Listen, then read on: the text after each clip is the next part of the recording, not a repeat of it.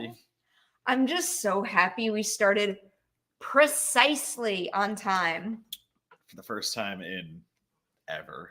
God, like, I mean, a long time. I think we were better about starting on time. I honestly only think we were really good about that maybe the first year of Merri Hour, where we were like, I don't even mean like starting at about 7 o'clock. I mean like we hit it to the second just now. Well, that's, like we haven't had a countdown in forever. No, 100%. I mean, that's also because we're not in lockdown and sitting by our computers 24/7. That's true. That is the other side of this. That is true. That is true. I also have a habit now of building the episode a mere hour before we do it, but people know. Jeremy knows. Tommy knows. I'm gonna retweet your tweet. Mental Me knows. What is up, everyone? Hello.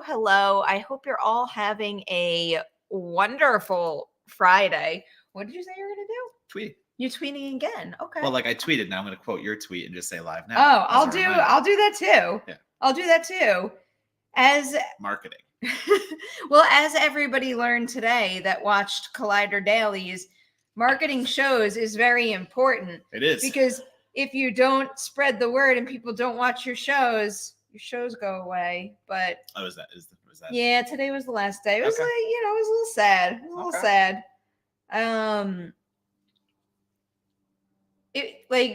It was a lot of work. I'm definitely not gonna lie. And given certain goals that were set and, even personal ambitions that I have, I am looking forward to doing even more with Ladies Night with the time that frees up without dailies. But it was genuinely a pleasure, like chatting with like John and Maggie and even behind the scenes, when you like wait in the room, it's just like chit chat time. It was really like a refreshing way to kick off a lot of days. Well, it's just fun to even this stuff. This is fun to just talk with somebody and have banter and things of that nature. It is fun. So I did my second video review yesterday for IGN, and what was this one for again? Ministry. Ministry of Magic, right? Not Ministry of Magic. Okay, Ministry of Ungentlemanly Warfare. But it still is that thing of, as only my second teleprompter on camera solo project so far. No, I thought you did 3. I thought you did Blood and Honey and something else. Blood and Honey, and then this one. But it's that weird thing. I'm still in the mindset of this is natural to me. What is happening here is so easy. I can just sit down, talk to somebody. That comes so simple. But the minute I am alone on camera and just talking into the camera itself, all of a sudden it just feels so different. And I'm getting way more comfortable. The guys I'm working with, they already said oh yeah, we can tell how comfortable you've already become. But I'm just standing there on my little Apple box because I'm a little short guy. Had to stand on the Apple box, do my little review. But I know how you feel. Yeah. So, although I'm not short anymore, you guys. I'm as tall as Adam. Did I give you nightmares with that image? We'll post that someday. So I know, one day. I was thinking about it's kind of adjacent to teleprompter stuff because I was on an unnamed set that I can't tell you about yet for a couple of days this week. And I was having a conversation with some of the people involved in making the movie because a lot of it is people screaming and reacting to something that is just flat out not there. There's literally just a director or an AD calling out there. It's there, and they're just screaming for their fucking lives like they really believe it. And I'm watching actors do that. I'm thinking to myself, how? It's so hard. Again, it's I can't even look into a teleprompter and make it feel 100% natural. They're making up a whole thing that exists there, and it still feels right. Yeah, I'm trying so hard just to look like a human reading off the teleprompter, and these people memorize their lines and do it and again create a whole other character out of it. I'm just good golly. But yeah, so it was again that live stream thing. This is where I love this. This is where I thrive. Yeah. Live with a person, just going out and being let's do it. I mean, I do everything else. It's fine. It's not I'm not doing the other stuff. I'm just standing there and just, I don't know, just miss having that person to talk to. I very much understand that. We have lots of people to talk to tonight, like my Kay. I won't be seeing Abigail till tomorrow, so I'll have to bow out when the spoiler talk begins. But man, I am so excited to see it.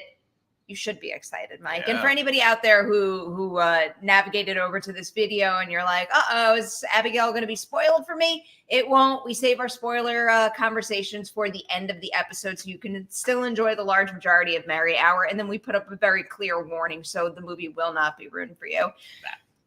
I feel like there's less to be ruined in Abigail, though. Yeah, it's pretty straightforward. Yeah. It's really not. You've seen the trailer, you know the movie. I mean, yeah. that's it. Yeah.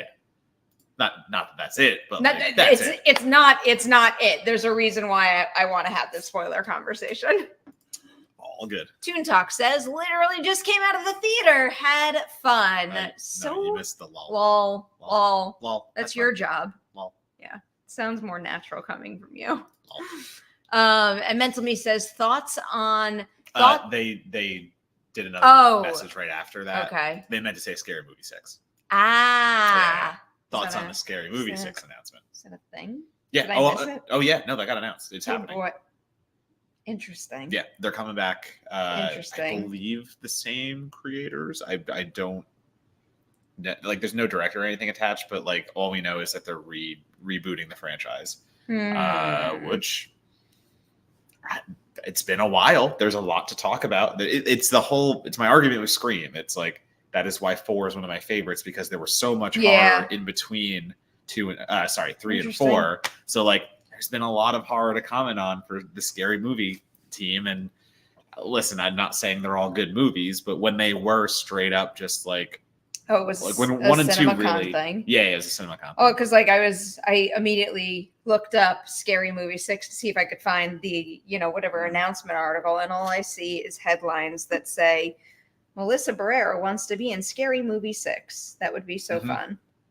Yeah. So like literally like, that could be the funniest thing ever if they come back and let her be like again. That could be one of the funniest things ever. If she genuinely wants to do that, I'm here for it. I'm here for whatever she feels most passionate about doing. That could be one of the greatest moments in horror cinema, like of our age. Oh, Melissa Barrera and Keke Palmer. In Scary Movie 6. Fun. It would be quite fun. I would not mind that.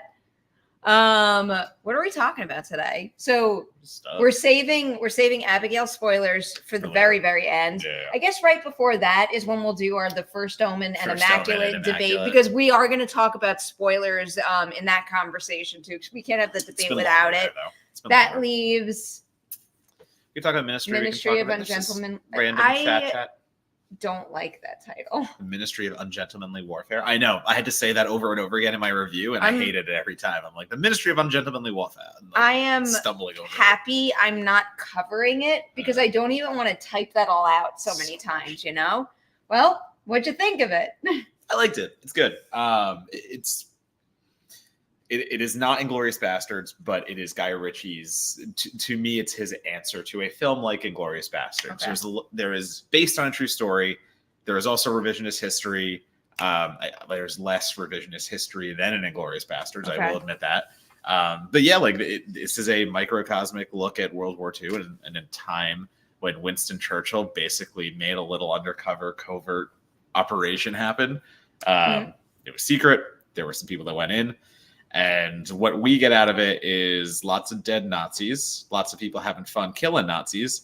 And like, is the danger there? Not really. Like, Henry Cavill and the whole cast are going to be fine, probably. Okay. So it's not one of those really intense, really like suspenseful war films, but it's very fun at what it does. And so again, like the action sequences are a lot of like Cavill and Alan Ritchson just kind of having fun with being these Nazi hunters. And the plot that does unfurl and what they have to do, like they're going there to basically sink a boat. Like that is the crux of the story. They have to sink a boat that will give German U-boats supplies. So cut off the one boat, the U-boats don't get supplies, stuff like that. Things go awry, things happen.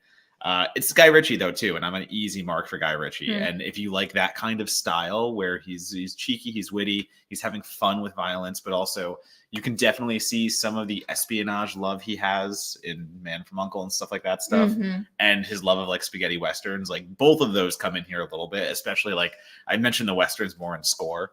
It just feels very of that time. So like it's a solid 7 out of 10. Like it's one of those like.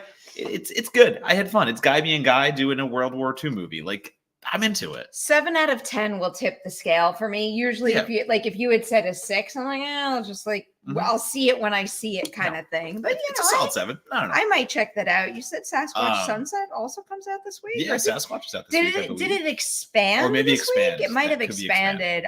You haven't seen it, right? I have not seen it. I'm curious to get your thoughts on it. I feel like you're gonna really I'll like watch it soon. I wish I should have brought up my my Sasquatch feet. Your feet up. Didn't bring my feet up. That's not for live stream content. I mean, kind of is though.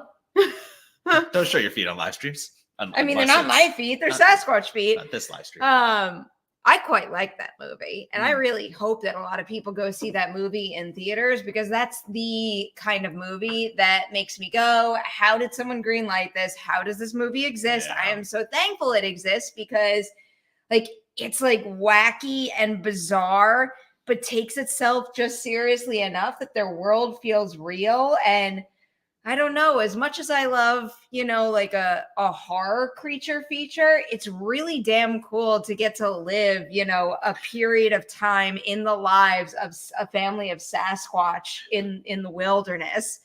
And it's like, it takes that idea very seriously. Like there's dialogue, but it's, like it's Sasquatch speak, which is like grunts and other ways of communicating. And it's, familiar actors like Riley Keough and Jesse Eisenberg dressed head to toe in like full Sasquatch costumes and prosthetics. Yeah, like unrecognizable. It just seems like such an acting treat to me. I will watch it eventually. Like completely cover yourself and just like get weird. So like I have heard the polar opposite takes on it, having been at like South by where it played and stuff like that, and talking to other critics. So yeah, I'm very happy to see where I fall in the Sasquatch Sunset scale. Yeah. But from what I have heard, I'm afraid I won't like this. I'm afraid that I will get lost in the experiment. I don't know. I've just heard some things. Tell me something. That it's very crude and crass, and like it overplays a few jokes. I mean, it's definitely crude and crass. Like they throw shit in the movie and stuff. Yeah. Like, a lot of dick and shit. Like the movie is very silly, but when I say it takes itself just seriously enough, it takes itself serious enough to like let that behavior be funny, but also justified. Like I don't really so that's the thing. Like I don't like gross out humor either, but that felt right to me. So I'm waiting for the justification. Like that's what I'm nervous about. And like this, so again, like the poop throwing doesn't have a whole backstory or anything, so I don't want to tee it up like that's gonna happen. I know, but like to me, again, it's like the concept is you are with the Sasquatches watching their life the whole time. And that sounds so engaging in one way and overwhelming in another. So I am curious where that plays for me. That's it. Okay. I feel like the way you described it, it makes me think like it's a make or break type of thing with you. Like it's either going to work or it's not going to work, but probably nothing in the middle. I agree. That is what I agree with. But like literally a movie that is just Sasquatches and you have to go along for that ride. I think that is make or break. I don't think you could be mid on the Sasquatch movie. Well, I don't think so either. Another one, actually. So wait, hold on. Two things. This? I want to go back to... I clicked on the wrong one. Sorry, Jeremy. You're good. I want to go back to Ungentlemanly very quickly. Okay. Because that cast rules, but I want to single out Alan Ritchson as the MVP. Like, it's not surprising to hear that. What he does with that role and his physicality and what he is able to convey is so fun. And I can't wait for him to be like... I know he's Reacher. I know he's done plenty of stuff. But like, man, I just want to see that guy with a movie franchise, like an action movie franchise or something like that. Cause I think he will kill that. And he has more charisma than people give him credit for. Yeah. Not just the bulky, heavy, muscular dude. Like he can carry, he's commanding and charming and he's making you laugh one minute and then he's brutalizing Nazis with an axe the other. Anyway, that one. Number 2 is what you were going to click on, I think. I will say, like, describing Rich in that way, it's making me think of Kevin Durant's work in general. Yeah, like, we'll get there. Trust me. I have plenty to say about Kevin Durant. Dude's like a real talented actor. Mike K. This one. Okay, so Hundreds of Beavers is legitimately an amazing movie. And so this is one I can actually say I was like first to.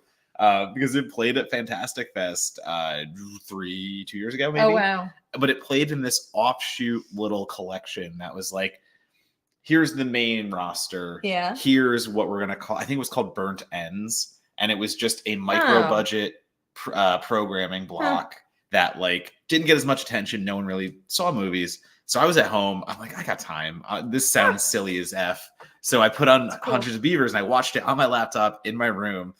And like, I think I texted Amelia at one point, and I'm just like, I don't know if this movie's genius or it's just my stupid sense of humor. Because when you watch a comedy alone, you lose the effect of knowing how other people around you are reacting. Yeah. And I think for comedy, that's so important. I thought it was hilarious myself, but I had no gauge. So I go to Fantasia. I convinced that it actually has a big premiere at Fantasia. I convinced multiple critics to go, and they all left the theater even more elated than I was watching it alone. So like the momentum it has gained since then, I am so happy to see, because like I love this movie. It's so stupid, but it is legitimately one of the funniest movies I have seen in a very long time, in a way that is part Blazing Saddles, part Looney Tunes, part Benny Hill, just like down the list. It is so funny. It's so funny. You make me excited to play the game now. Now I'm mad at myself for turning it down tonight. They made a drinking game at Hundreds of Beavers that I will absolutely be making people play. I'll play. If that's the entry point. At the screening in Fantasia, they were passing around 30s of Coors Light. Oh. It was 11 in the morning, and the creators, it wasn't like no one sanctioned it. The creators came in during the movie, during the credits, and interrupted their own movie and started yelling at everybody. That's what they were doing. It's great. They do a roadshow like aspect of it. And literally the main actor is just, he brings in a 30 of Coors Light and just starts handing them out to the crowd, because that's how they want you to watch this movie. Anyway, Hundreds of Beavers. It's now on digital. You have to go watch it. I look forward to our watch party drinky game night. Drink responsibly, everybody. There are some other things. Drink with Beavers. I guess so. Mirror Domains wants to know thoughts on the new Rotten. So I just went on Rotten Tomatoes and I just right now. Go for it. Yeah. You can. So like, I still haven't reset I haven't like reset my cache. So it's like the first thing since I last did that I searched. So apparently I didn't do it in a really long time. Perry's is Unbearable Weight of Massive Talent. Mine's the Meg 2. Oh, that's so I don't funny. know why. You're worse than I am. Yeah, no. Meg 2, Unbearable, something like that. Yeah. We're both bad. Anyway, we're just talking about hyperlinks. So great. Are we talking about the main page? Click into a movie. Let's go to Abigail, which has an 81%. Go see a movie with an 81%. The tomato meter, the meter itself is gone. There's no tomato meter. You just have the percentage score. You have the trailer on top. That's different. Like all of these bubbles are different. Like it's a completely different layout. Where to watch. This isn't bothering me. I love how I'm like pointing at the screen, like you guys can see what my cursor is doing. If you would like to experience this at home, go log into Rotten Tomatoes now so you can see what we're looking at. I'm not mad about what the top of the page looks like. Where are all the critic reviews? Yeah, it's just the consensus. Oh, you have to unfurl to actually see critics reviews. Oof. Scroll back up. Yeah, that's a choice. Okay. Oh, well, I mean, here's some more. So it's in 2 sections. That's literally 2. Okay. Wait, just do go back up though really quickly, back to where it says read more, or so where the consensus is, I guess. Yeah, I'm going. So read critic reviews. What do you do? Click it. What happens? Yeah, then you get back. Then you get back to the properly. So they basically organized. Taken away the idea that critics are individuals, and they've just doubled down on their own percentage. Cool. That sucks. Huh. I don't like that. Very okay admitting that.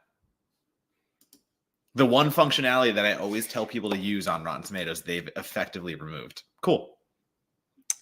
Yeah, I always no one's clicking past this. That's the problem. I always recommend, I think Rotten Tomatoes is a great concept when people know how best to use it. That's the thing. Exactly. Like one of the things that I always try to explain to everybody is the way that the tomato meter score is made, or at least it used to be like this. For all I know, this might have changed, and now I'm panicked. I'm going to say the wrong thing, but it's positive and negative and a balance of that. So like it could be a bajillion like 6 out of 10s and get 100%, you know, like if they're all 6 out of 10s, it's getting 100%. Yes. Versus let's say, you know, a movie that has mostly like 9s, but then a couple of people who really didn't like it.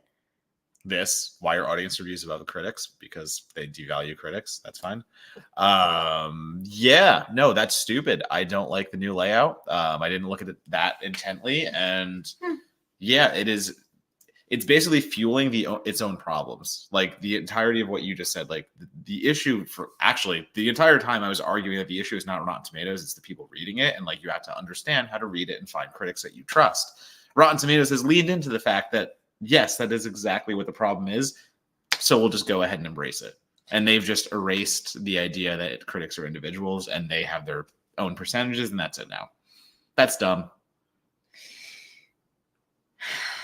Curious to see what it looks like on mobile now. Cool. I'll go ahead and answer this next one as we're going. I have not watched Freddy's Fridays yet. Thank you for Freddy's asking. Fridays? So I was joking on Blue Sky, and like I was on Amazon Prime. And you know how they like Asylum does, or, you know, an Asylum ripoff or something like that whenever a popular movie comes out. So there's this movie called Freddy's Fridays, and it's supposed to be like the Asylum knockoff of Five Nights at Freddy's, and the image is very hilarious. I will make it a point to watch Freddy's Fridays, and I will go back to Blue Sky and let you know. It looks nicer on mobile. It looks nicer on mobile, but like look at what's I mean, I still you know. Like I'm a critic. I want to be up top so everybody reads my shit.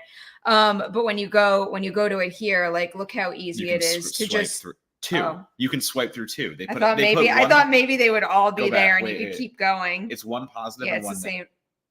That's a couple. Okay, all right. It's a it's like a little handful. But I like that. Like I wish you could just keep like endless scrolling until you get all the blurbs. Yeah, but even people aren't going to do it. Like that's the thing. No one's going to do it because people do. No, they're not. That's the whole reason they did that. It's because people weren't clicking into the critics anyway, so they removed them from the page, and they are just driving their own entity now.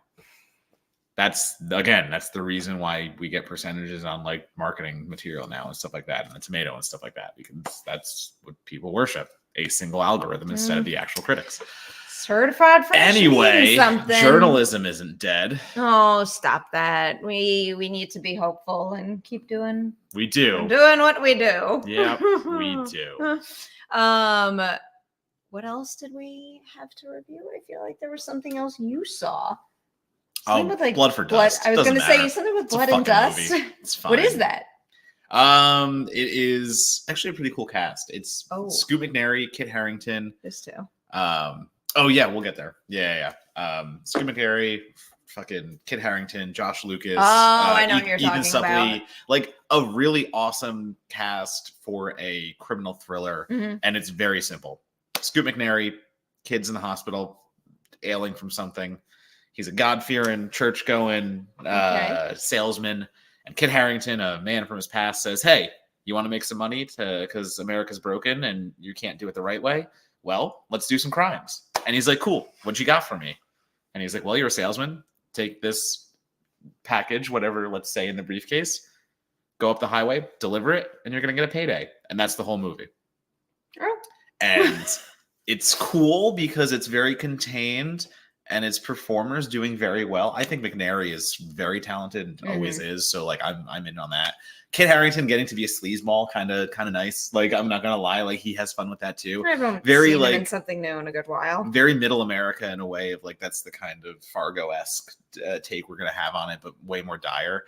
It's just really bare bones though. So my review is like it's the most this is a movie I've seen in a long time. It's just a movie. Cool. It exists. Awesome. It does what it promises. You probably won't love or hate it. You'll probably forget it, but maybe not. But hey, success. It'll make good like for the director Rod Blackhurst, who co-wrote Night Swim, also directed Here Alone, the Tribeca horror movie. It'll be a good real material for him. So hey. That's a good super chat. I agree with that. Abbins Joe says, support your local journalists and cool people. Thank you, Joe. Cheers I to appreciate that. Did you get to meet Joe? Fantastic. I think at some point you might have. Probably. I think the closing night party. Yeah. Closing night I met a party. lot of people at that closing night party. I was like floating through that closing night party between like the drinks, my vegan blood sausage, and my tattoo. The tattoo, yeah. That's like a night for the history books for me. I did a lot of things that night. And that was honestly one of the more contained fantastic. Yeah, like that was a chill Fantastic Fest party. I really wanted to be buried alive. Yeah, it's all you. That is literally all you. The only reason I got afraid to do it was because I did the tattoo, and I'm like, now I'm gonna lay in a box with like dirt. Like I don't want dirt to get on my like fresh. I love how that's the thing. I just didn't want dirt in my tattoo. Not that I'm being buried fucking alive. It's a safe thing. It's supervised. There's no such thing as a safe thing. Yeah, but I don't trust them. I don't trust anyone. Literally anything you do in life isn't a safe thing. That's what I'm saying. So like I don't trust anyone. But I might as well do a stunt. I ain't trusting anyone burying me alive. Get out of here. It's like what people say with skydiving. Like you jump out of a plane. You're attached to a professional who like does everything for you. Ain't doing that either. I'll peer pressure you one day. No, skydiving you won't. You can peer pressure me into doing things. What am I going to peer pressure you into doing first? Skydiving or running a half marathon? Oh, running a half marathon. Not even. So when the fuck are you going to do it with me? I haven't run in a little while. I got to get back into it. If you commit to a half marathon, that's the motivation you'll need to get back into it regularly. I promise. And then no, that's fine. And then you know what's going to happen. You're going to do one half marathon, and you're going to want to do another one. No, that's what you say. It's for there's some folks out there. It's like a very difficult challenge, but like you do run fairly often. You are a fit individual. I am telling you, given how I know you can run, you're going to do it. You're going to like feel proud of yourself and also think that you could do more. I know it with certainty. We'll see. One day. We'll see someday. One day, and we'll report back. There could be worse things in the world for me to peer pressure you into than running a damn half marathon. Yeah, and you're never going to get me skydiving. I can guarantee you. I'll put that money down. Okay, we'll see. We'll see. We will see. I have my ways.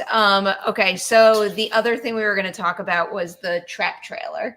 Yeah, it's cool. What'd you think? You like it? I am number one. Anyone who thinks Shyamalan like doesn't have something else in the chamber. Yeah. Like, I know. We were talking about that on dailies the other day. I think it was Steve who was like, "It's cool that he's showing the twist in the trailer," and I'm like, "There's no way that's like his unique spin maybe on this type of story. There's no way that's like the big twist of the Shyamalan film." is again. I think Shyamalan has backed himself into a little bit of a corner because that is what he's now known for, twists. That's what it is. But I feel like he knows that. And I feel like this trailer is a response to that in the way of like, yeah, no, you think this is everything I got? Like, get out of here. This is the beginning of the movie. Like, this is the setup. Yeah. Like, where do you think this goes from here? That's where it's going to get crazy. I definitely think there's a lot more. I bet you anything that trailer only shows a fraction of the story. What I have seen in the trailer, though, does suggest to me that it's like a make or break concept. I think it's something that's either going to soar and we're all going to be obsessed with it and love it, or it's not going to work at all. Agreed. I mean, I feel that way about Old too. And that was a break. Actually, maybe I should like back off that a little. So the thing that I remember about Old is it just like making me miserable. Like it wasn't an enjoyable watch. I don't necessarily think it was a bad movie or a poorly executed movie. I just thought it was like flat out miserable. Well, I thought it was way overlong. The concept was what it was, and I don't think it was a great execution of the concept. We covered Old pretty extensively. We did not like Old. But I mean, the two things going for Trap for me, especially Hartnett number one. I love Josh Hartnett. This is great. Let him do more. Number two, just like Shyamalan proud dad. Like that is so cool. Between giving his two daughters, again, one directing, one an R&B star starring in her own film. Like I am here for the year of Shyamalan being proud dad. Yeah. That is cool. I do like that. I like that quite a bit. I'm looking forward to it. I'm also looking forward to even more Josh Hartnett out there. Yeah, I mean, he's 100%. all over the place right now.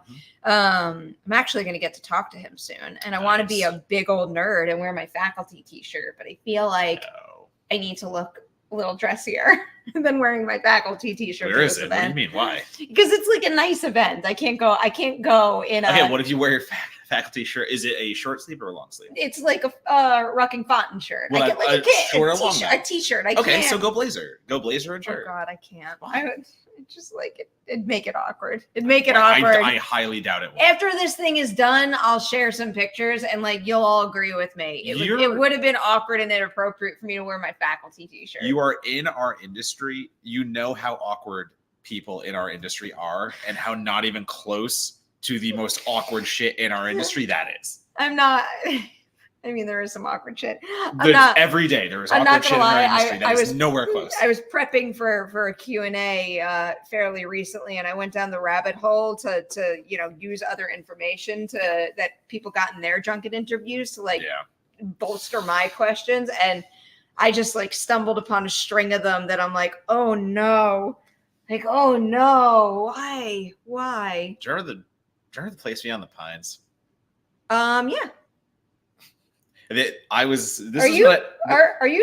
you mean to be talking about the place beyond the pines or Wayward Pines? No, place beyond the pines. Oh, I thought maybe it was a Shyamalan thing. I'm just again talking about industry awkward, just the worst stories in the industry. This is the only one I will say. Okay.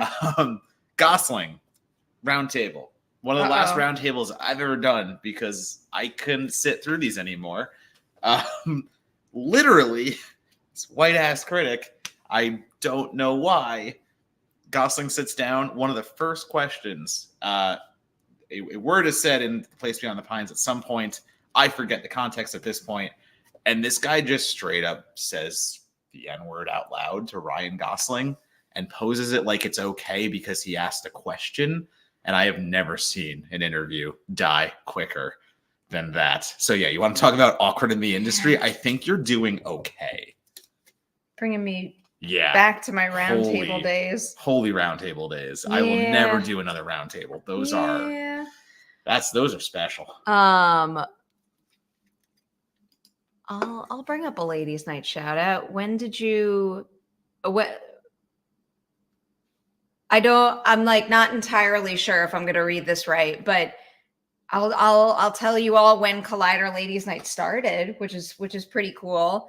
If you were following Collider way back in the day, it used to be more of like a fun kind of goofy concept where like the first couple of times we had guests, like first of all, the guests weren't always women, but we did like crafts and silly shit together.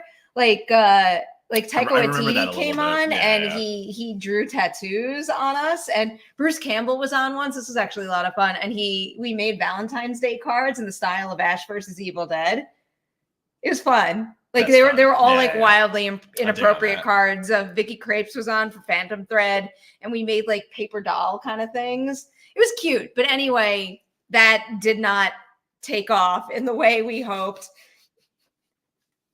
I mean, I'll do that. I love crafts. I'm not good at crafts, but I like them. That version of the show didn't take off. The graphics were just sitting there, and I love interviewing more than any other aspect of my job. So one day I'm like, let's do long form interviews. And then it was Amy Simetz, Karen Gillan, Jillian Bell, and Nanachka Khan were the first guests. And then ever since then, and that was a long time ago already. What if I was Matt will do it with us and you will feel better about, that's a good idea. What craft are you good at? I'm just saying, what if I am? I didn't say I am. Amelia, what's your favorite craft project? I like cross-stitching a lot. Cross-stitching. I'm very good at chainmail. The only craft that I don't like is sewing. I'm really bad at sewing. Yeah, I don't really like sewing. I went through a scrapbooking phase. That was a lot of fun. I love scrapbooking, and I love bullet journaling. What's bullet journaling? It's basically planning, but scrapbooking made a baby. Oh, okay. I think I might be picturing this right. I'll do that too and like that. I used to really I wouldn't make like a scrapbook. I would design one page and then I would find like a really nice frame for it. And that's just like how I would decorate by making these cool pages. Okay, You I just probably described would. bullet journaling. Oh, I don't think I understand what bullet journaling is, but I'm into it. I'm into it. Yeah, I'm good at craft beer. Yeah, It's a great comment. yeah. I'll do that. Spot on. You guys can Spot craft, on. and I'll just drink craft beer. That's my craft. I like that. I'll make craft beer. That's gonna take a while. A lot of people were asking us if we watched the new Rebel Moon movie. I'm assuming you Fuck didn't. no. Yeah, I'm not. I have better things to do with my life. I just heard not great things about the first one, so I never watched the No. first one. And now, in order to watch the second, I would have to watch the first. And I have so many other assignments that do not pertain to Rebel Moon. So Yeah, but no. are you gonna watch the 4.5-hour director's cuts of both? No. Because that's No. really where the magic happens, according to Zach. No, I just can't. I just Yeah, can't. I'm good. I have a lot of other stuff to watch. This is one of those instances where the landscape of media is actually working in my favor because I can say, "Oh, I don't have time for this." Well, I legit don't. That more so than ever is the landscape of our jobs now. Like usually, like obviously I'm going to see my top priority titles of the year, but what I usually watch is like firmly dictated by what I'm hired to moderate Q&As for and what I'm assigned to cover at Collider. But like then again, you know, ladies' night, I pick and choose my guests. So they're purposefully tied to the things that I'm most excited for. But I guess it leaves a little less room for discovery. Yeah, I mean, like beyond when I'm pitching my articles out, it's the same thing. Like I pitch things that are exciting to me now because there's so much to choose from. And like my week was Ministry and Abigail between the junkets, between the reviews and stuff like that. Like that took up all my time. So like. That's why I rely on you two, especially Amelia, because if you did not insist we sat down and watch Hasbin Hotel, I don't know what I would be listening to ever. Just nothing. I would literally listen to no music. Just sitting in a room silently. I would keep listening to headphones on, but to not turned on. To Alt Nation, but I've listened to since January. We're not alone. Didn't it break all the records? Matt was making fun of me, and like I immediately showed him that it's like been number 10 on the Billboard charts for 4 months now. What's your current favorite song? Have you heard the Poison remix that they released? I did. I really like that because I think Poison is such a great song. It is a good song. I'm still really stuck on It's a threat. More Than Anything. Oh, I like More Than Anything. It's such a good song, and I would die for Jeremy Jordan. So. Fair enough. I think Loser's the one that is on repeat the most for me at the moment. Loser's very It does change. It changes very often. Remind me to tell you something after Merri Hour. What else do we have? Should we do it? Yeah, we can get it. I feel like it's time. Yeah. 38-minute mark. All right. So wait. Let me just like build a lower third. So mirror domains. We're gonna do this now. All right. Immaculate and the First Omen spoilers. All right. Here we go. Fight. I'm just kidding. Mortal Kombat I'm fight. just kidding. Well, I mean, like, okay, like I'm not gonna make it much of a fight because, you know, like to be honest, when I got out of the First Omen, I'm like, like that didn't work for me at all, like at all. That's so funny. In hearing a lot of the reactions to it, like I can respect and see what people see. Like I understand what they're latching onto. It was almost like, I don't know, like it was almost like there was a disconnect or something was out of step for me. That's the best way I can explain it. So just before we start doing it, should we actually say why we're talking about First Omen and Immaculate? I mean, like, again, are these films similar? Like, eerily so. They are eerily similar to the point of two nun-based horror films about, pregnancy in a way that it's probably the Antichrist in both situations. Obviously Immaculate leaves it a little more subject than the First Omen, but yeah, so like these are very similar films, and it's one of those uncanny things that happens every once in a while where you get two movies that are so alike. I mean, again, like Volcano and Dante's Peak, Bloodfest, Hellfest, like stuff like it, every once in a while it just happens. So, I mean, the birth of the Antichrist is really the similarity there. Yeah. They both approach them with completely different like stylistic choices, pacing choices, but the condemnation, tonal choices, the condemnation of religion as well. Like that is a very big through line between both of them. Once again, in kind of similar ways. One is more scientific, while the other is more. Sorry, just like extremely distracted by Volcano. Sorry, I just said Volcano, so somebody had to say it. I quite like Volcano. No, Volcano's great. There's no argument. I also think Dante's Peak is pretty good. I think Dante's Peak is like a shining example of a pitch perfect 90s disaster movie. Yeah, 100%. I can probably quote Dante's Peak from start to finish. So the point of this being that Perri and I couldn't be farther on our reactions because I did not care for Immaculate. I thought First Omen was very good. I don't think it was amazing, like top tier, but I think it is quite good for a prequel to a classic quote unquote horror movie. And Perri is the opposite, where she did not give a shit about First Omen and very much enjoyed Immaculate. I loved Immaculate. Yeah, I really like loved the build in it. I love Sydney Sweeney's performance. I love how much they keep mysterious. The powerful beat it ends on. I thought that build was just so well done, and that last bit was so well earned. The issues that I had with the First Omen started right at the start. And again, like the best way for me to describe why things weren't working for me is like, for the most part, like something in the movie felt like out of sync to me. Like I wasn't falling into step with what they were doing. Okay. Like the beginning in particular, how that opening sequence mirrors the original, like just felt heavy handed to me. Like it was like, in that moment and many that followed, I could see what they were going to do like seconds, if not minutes before it happened. This is a very heavy spoiler, but it's like the best example I have of this. The guy she meets at the club, when they reunite and the dude is backing up towards what I know is a street. Yeah. And it went on for a while. And the whole time, I'm like practically not even hearing what anyone's saying. I'm like, he's going to get hit by a car. He got hit by a car. I'm like, well, he didn't just get hit by a car. But okay, he didn't just get hit by a car. He gets pinned against the wall. And then she decides, which felt stupid to me. Like it just felt like a dumb decision, which might have been made to feel even dumber to me because the first part of that sequence didn't click for me.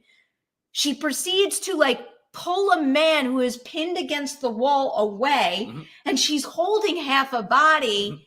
I didn't find that was such a good payoff. I didn't find it. I found, because that's the point. The point is it's very silly. Stupid. Like that is very silly. It's very stupid that she did that, and then she's standing there facing a crowd, thinking she saved this man. And they are terrified at seeing this woman who has no idea what she's just done because she is so grief-stricken and in her own head. That's such a good scene. Terror didn't land for me. I think also it looked to me like an actor holding half a fake body. Yeah, 100%. Yeah, it does. I'm not going to argue that. I could feel the behind the scenes seams all over the place. So my argument is so funny because it's it is yours, but the opposite in reaction. Because like I do agree, First Omen is more structurally sound and you can kind of see where it's going. But I think that's to its benefit because the what the fuck moments hit so much harder in the First Omen. I did not get the exact opposite. Immaculate for me doesn't do anything right to give me a moment of sheer just shock and awe.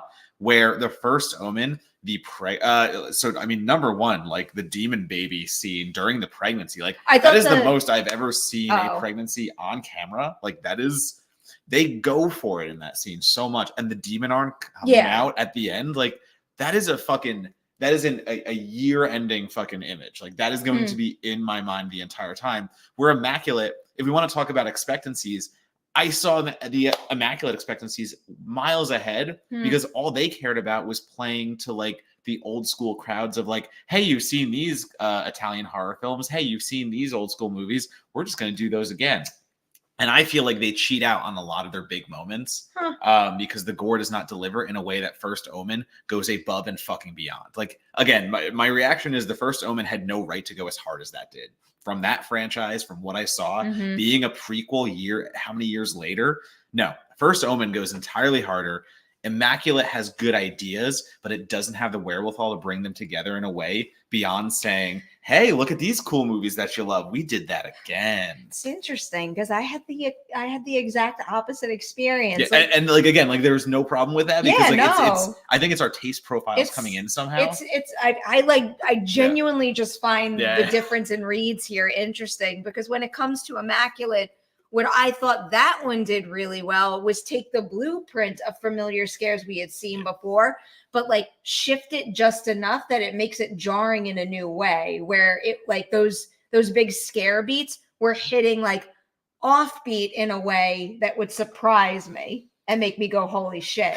Whereas the Omen I thought was telegraphing everything so that by the time the holy shit thing happened, I'm like, well, it's what I thought it was going to be. I guess so. And then my counter to that is Immaculate was only trying to do that with audio, though. I did not get the visual. Just overwhelming sensation that I got in First Omen. And I brought this up when we were talking about Immaculate itself. Like, it is one of those, hey, you know it's a scare because we're going to crank the fucking sound effect up really quickly and hit you with, like, loud pianos because, like, that's how to scare you. Where First Omen, for me, it gives you all of those moments, but it actually does the visual on top of it. Like, I was way more unsettled by First Omen doing the stuff with the demon at the end, like delivering all the things that Immaculate teases but never gets to. And like, again, I'll go back to Immaculate being way messier. And I know that was intentional at points, but I find it so much more refined. Oh, good God, no. That story's a mess. I can't get over how opposite we are on like to me, Immaculate is just like really like simple and straightforward and just up in build and intensity. Whereas First Omen, and I do know that this was intentional. It didn't work for me as they wanted it to, but because of the main character's headspace and experience, like you're like wobbly the whole time. And that makes it feel messier. Like that is a very difficult character to track and have any sense of like foundation and footing while you track her, because ultimately you don't know what she's going to do at any given moment. And I do think that was the purpose there. It didn't quite work for me. There are two scenes in Immaculate that happened back to back that made me feel like I missed an entire section of movie. That again, that is my reaction. Like I actually go with a little bit, Andrew. I didn't mean to do that. I just meant to highlight it. Like I remember the ending of Immaculate, and I remember one single. I remember the beginning and the end. I remember a lot. I remember the leg break, and I remember that. I love the leg break. I do remember more, but like the leg break. I think it starts and ends at its highest points, and everything in the middle is just nonsense. I love the chicken plot too. Chicken was okay. Oh, and that shot of her running across the field is like so stunning. I feel like Immaculate was one of those movies that had a few really key points plotted out and they filled in the rest, where to me, First Omen starts and finishes with a full arc.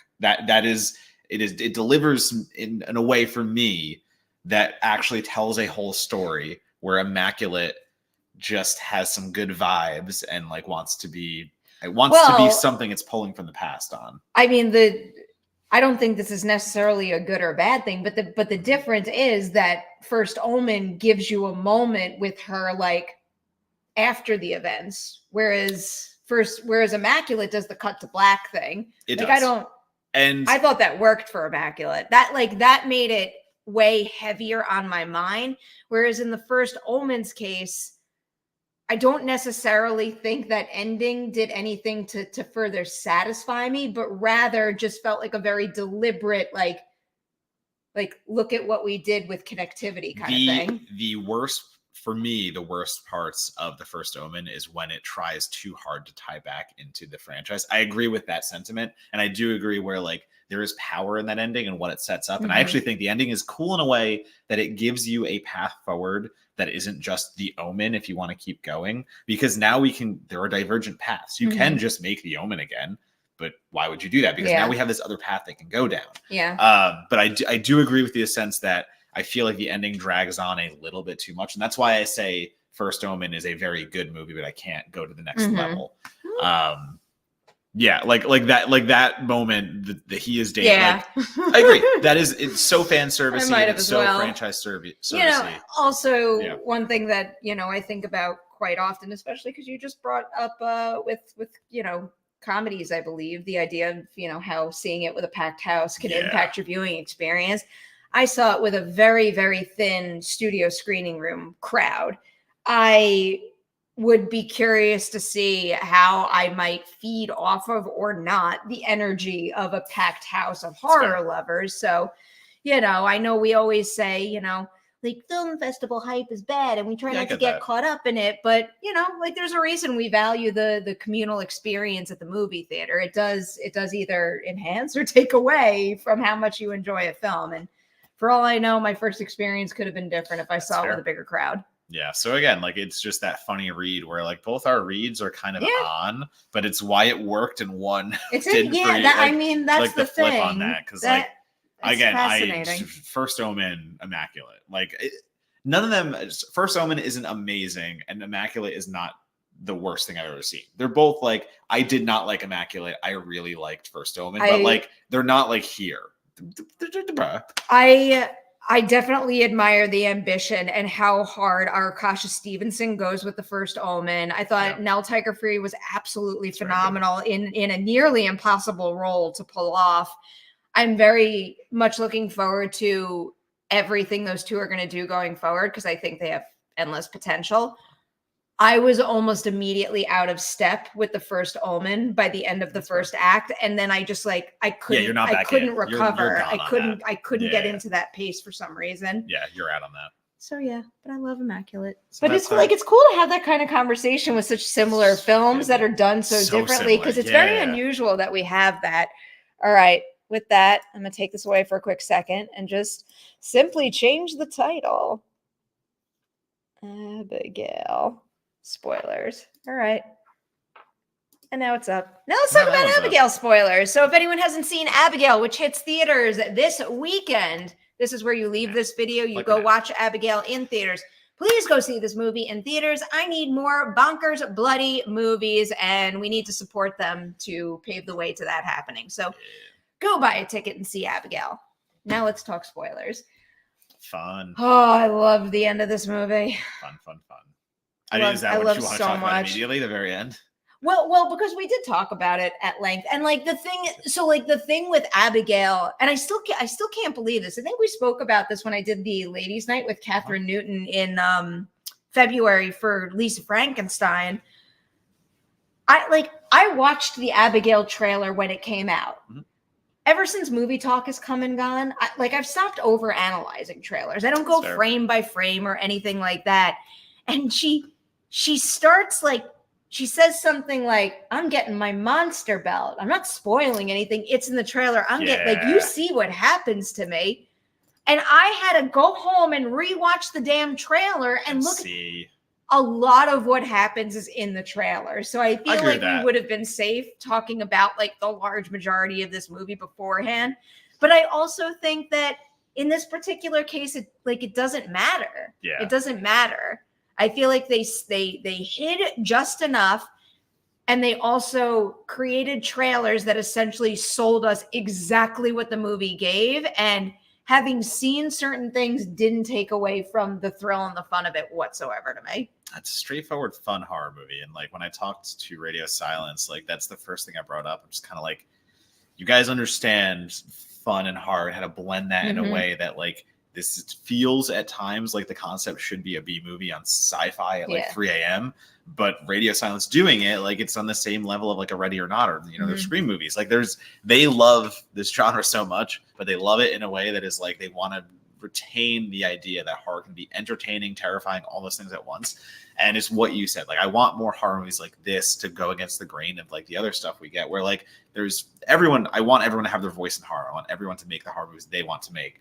But I don't want Radio Silence to go away, and I want them to have one movie a year like Abigail, where it's just hey, cool, go see the next Saw, go see the next elevated horror film. but you're still gonna have the vampire ballerina movie over here from Radio Silence. Like, I think that's essential. Like, yeah, I want them to do whatever they want to do. Yeah, Their style, their horror sensibilities, just so well aligned with what I love. Well, and again, like, it's gory, it's crazy, it does that stuff. I will admit, like, I think, like, when we saw it and we walked out, like, I do think I just wish it didn't drag a little bit. Like, I think that's a 95-minute movie that would have fucking slayed, where, like, the hour 50 is kind of a little bit much for me. But like that's the gripe. Like, that it's such a small gripe of, like, you know, the material is still all there. The performance, like, it's such a good ensemble. Like, that's the thing. Oh my God, the ensemble's incredible. Like, it didn't drag for me at all. I think that was kind of further cemented in when I saw it a second time too. Yeah. But you're spot on. That ensemble is exceptional. I feel like, spoiler wise or non-spoiler wise, depending on how you read it in the trailer, Catherine Newton was so good in this. There was so much that she was doing to lean into the fun of it that I thought was working so well. Like, her humor, like, her pitch with that line delivery is just so spot on. Her back and forths and cadence with Kevin Durant couldn't be better. Yeah. The other thing I really loved about that character is that even amidst all the craziness, she probably is one of the best at, like, showing a little vulnerability and heart.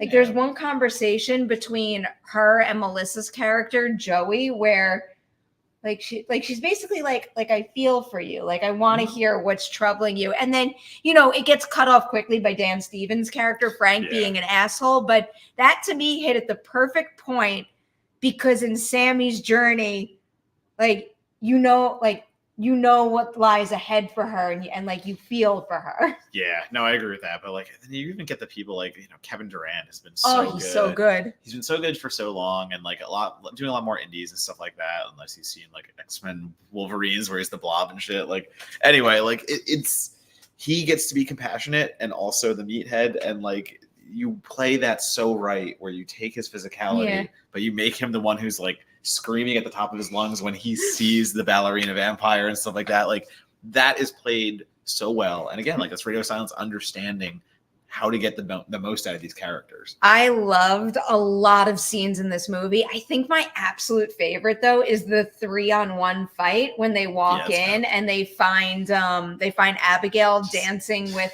Dean's body, and then all of their, like, vampire killing tricks backfire. So like, her stabbing Kevin Durant with his cross. Oh my God. Also, first of all, before I say this, I fucking know the difference between garlic and an onion, but that joke, it's a good joke. It spoke to me as someone who doesn't cook. It spoke to me a little. Well, I thought that was and I thought that fight scene was just especially well choreographed. And that fight scene is so fun too, because, as you know, she goes from stabbing Kevin Durant's character with the crucifix over and over again to Catherine Newton's character, and, like, she could do the same thing. She could kill Catherine Newton's character right there, but instead she just kind of, like, starts slapping her and just kind of like hitting her really, like, funnily, and, like, she's laughing while she does it. So, when again, Alicia Weir right there, like, she's so good. It is always a challenge, I think, when a movie hinges on a child actor. There are so many great ones. There are also so many that don't work. And I feel like that is such a crucial thing to get right in a film like Abigail. And Radio Silence took that challenge. Yeah. They found Alicia Weir. And, like, that is the star-making potential for a young child actor like that, because I could tell from the first scene, I was like, oh, this is going to be good. And the way she toys with them, and the way that she can actually, like, keep up with Dan Stevens and Barrera and all these people, like, that's you gotta watch Matilda the musical. No, man. I know, yeah, like 100%. You would believe she could do it if you had seen that first. No, I get it. The other thing I really like that Alicia Weir does that I think well supports the tail end of the movie, which is, like, an ambitious move to make after the whole, like, first 2/3, is she changes really well, going back and forth between, like, kind of playing the innocent victim and toying with them, but then being a vicious vampire. And then in the end, she adds that third piece of, like, starting to see eye to eye with Joey, which could be a very tough thing to swallow. Team up. It works so well. During my interview, I asked Matt and Tyler what is something that changed the most from script to screen. And they were talking a lot about, like, beefing up the ballerina aspects. But then they also added who the villain winds up being. And I asked them for more information, and they said that the team up idea with Abigail and Joey is something that came up really late in the process. That's like, funny. I'm so happy that they're open-minded to changing and evolving things for the better, because the chemistry between Alicia Weir and Melissa Barrera is spot on. And that's what gives the third act of this movie actual weight, instead of just like, holy shit, like blood cannons, you know? Oh, I was talking to them about kind of the same thing and the freedom that they give their actors. And what we talked about was Dan Stevens got cast later than everybody else, and they had all his costumes set. They had to pre-buy them, though, and before Dan Stevens was cast. So Dan Stevens shows up, and everything they got was not what they envisioned for a Dan Stevens take on Frank. So Dan Stevens and the costume designer went out themselves and were texting them like what they found and things they were trying on. And it literally got to the point where they're like, I don't know if this is going to work. And Dan Stevens was the one that was like, no, you want Frank to be a sleazy douchebag. I promise you me wearing these clothes. And he starts like showing them this stuff, and they're like, all right, we're gonna trust you, Dan Stevens. And they said, they're like, it worked perfectly. Like, that's exactly. Told me something similar. Like they really just like, they trust them to like lean into where they think the character should go, and I think it pays off exceptionally well in this movie. The blood vomit scene is so gross and so good. Their use of blood is just explosions, like absolutely exceptional. Exceptional. I asked them, like, did you just do Ready or Not and say, you know what, I want to explode some more people? And then they're like, how are we going to do it bigger? And like, that's they do. It's so good. Here we have a couple of super chats quickly. Abigail was fun, but it was the weakest radio silence for me. Devil's Due. Favorite, definitely. Favorite horror of the year for me is still The First Omen. Love that movie.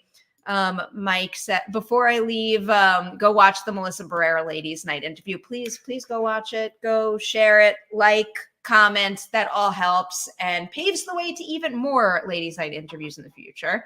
Mike says Giancarlo Esposito is a cool vampire. My theater loved that. Ensemble.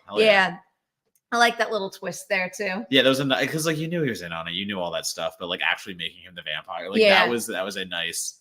And I was like, wait, is this Papa? Is this Daddy? I like that twist. I also love that they bring in Matthew Good at the end too, because like similarly, I feel like that's so important to making sure Abigail's journey has some purpose in the movie too. Yeah. But then, like, if you try to like, I don't know, like pinpoint all the details, line everything up, make sense of everything, like your brain's going to turn to mush. One of my absolute favorite things that this movie does at the very, very end is when Melissa Barrera walks out of the house, has a private moment to herself, and goes, "What the fuck?" Yeah, just like, I don't fucking, what happened? That defines the whole experience, and like it essentially like gives like retroactively gives them the excuse to go to the extreme however they want. Because like, I don't know, like what the fuck right there just feels so right and also so well earned. It's the summation. And again, it's the same kind of effect of Samara Weaving walking out and dragging on the cigarette right after Ready or Not. Like it is that like, Jesus Christ, what just happened? Like that is, again, the last thing like from the interview I'll say that I did with them is like Radio Silence says, like, we love taking characters who are prepping for one scenario and think that they are in one situation, and then the night happens and things go to shit, and you get their entire, like, he's like, they're normal people going through an insane scenario, and you get their honest reaction at the end of it. So like that's that moment. Like that's that, like, what the fuck? That's the cigarette. That's Did you catch it? Did I didn't. I didn't. One of them told me about it. I missed it then. There is a portrait in the house of Henry Czerny. God damn it. But like it's technically supposed to be like his like great grandfather kind of thing. So it basically confirms that the Ladomas family and Abigail exist in the same cinematic reality, which is kind of cool. A few people asked for sequel potential. Yeah. I mean, it like obviously it's there, I guess, but at the same time, like it's gonna come down to obviously monetarily and I kind of like it as a one and done. Yeah, I think it's a good one and done too. I asked in my interview with Alicia and Melissa, because Abigail says to her, "I'll see you around, Joey." Like, do they think they'll ever cross paths again? And if so, what might happen? Melissa had said her dream is that Joey goes home and she realizes that she's actually turned and has to go back and be like, what the fuck, Abigail? And then they take down like another like group of vampires together or something, which I would happily watch. Ferrera was very excited when I asked her if she'd ever play a villain. She's like, I want to play a vampire so bad. She's like, she was begging them that she gets turned in the movie. And this is like, that's great, of course. There's some sort of crossover there that would be really effective, I think. Just bring them both in and let Samara. I'd be in for it. I want to see them have Samara Weaving and Melissa Barrera do like a two-hander, you know? I'd be okay with that. Yeah, I'd be into that too. So many possibilities. I mean, I feel like it's pointless to say this because everyone who's still here has seen the movie, but so many possibilities if we go out and support this kind of horror filmmaking. Yeah, it's got to make money. Tell people to go see Abigail. Do you want to promote anything before we head out? At Donatobomb, Twitter, Letterboxd, Instagram, and TikTok. And you can see again, this week I video review for Ministry of Ungentlemanly Warfare, actual review for it all on IGN, to some other reviews elsewhere. So yeah, just more stuff coming. I will be a broken record, and I'm also going to be quite aggressive about this because I love Ladies' Night, and I want to continue to do it until the day I die. Please go watch the Melissa Barrera Collider Ladies' Night interview, mainly because she's super cool. She makes interviewing extremely easy. I can't take any credit for that conversation. She just like came to play in the best possible way. So go watch that and spread the word about Ladies' Night. I would very much appreciate that. With that, we're out of here. We're going to go drink and eat and have a lovely Friday night that has already started off in the best possible way. Whee! Thanks to the Merri Hour community. Have a great weekend, everyone, and we will see you next weekend. Bye. Bye-bye.